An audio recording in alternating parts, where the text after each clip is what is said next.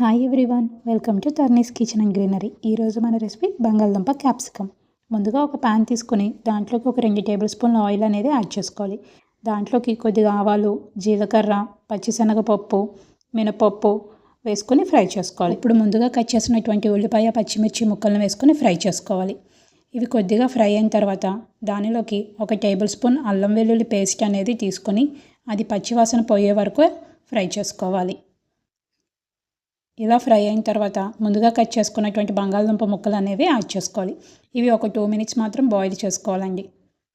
ఆ తర్వాత దీనిలోకి పసుపు, అలాగే రుచికి సరిపడా ఉప్పు అనేది వేసుకొని ఒకసారి కలుపుకోవాలి.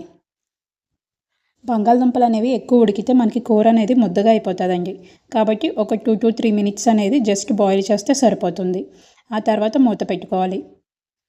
మనం ఎక్కువసేపు బాయిల్ చేయలేదు కాబట్టి ఆవిరికి బంగాళదుంప ముక్కలు అనేవి ఉడుకుతాయి. ఇప్పుడు ఇందులోకి ముందుగా కట్ చేసుకున్నటువంటి క్యాప్సికమ్ ముక్కలు అనేవి కూడా వేసుకోవాలి. మనము ఇక్కడ బంగాళదుంపలు క్యాప్సికమ్ అనేవి మనకి పూర్తిగా మగ్గిపోవాలండి. దానికోసం కనీసం ఒక 5 to 6 మినిట్స్ మూత పెట్టుకుని అలా వదిలేయాలి.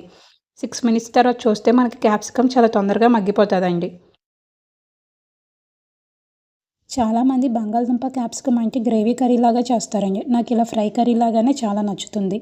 ఇప్పుడు దీనిలోకి రుచికి సరిపడా కారం అనేది యాడ్ చేసుకోవాలి. నేను ఇక్కడ 2 టేబుల్ స్పూన్ల వరకు కారం అనేది యాడ్ చేశాను. ఎందుకంటే క్యాప్సికమ్ అనేది అంత కారం ఉండదు కాబట్టి మనకు కారం అనేది ఎక్కువ పడుతుంది.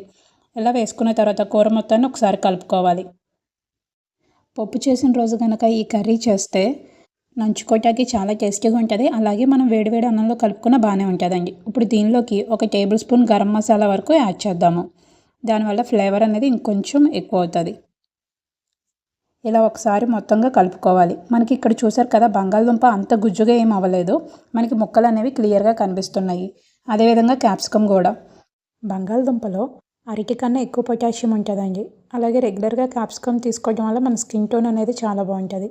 ఇప్పుడు మన కర్రీ అనేది రెడీ అయిపోయింది కదండి. ఫైనల్గా కొత్తిమీర అనేది చల్లుకొని స్టవ్ ఆఫ్ చేసుకుంటే ఇంకేముంది, వేడి వేడి బంగాళదుంప capsicum curry ready. Please subscribe my YouTube channel. Like, share and comment also. Thank you all.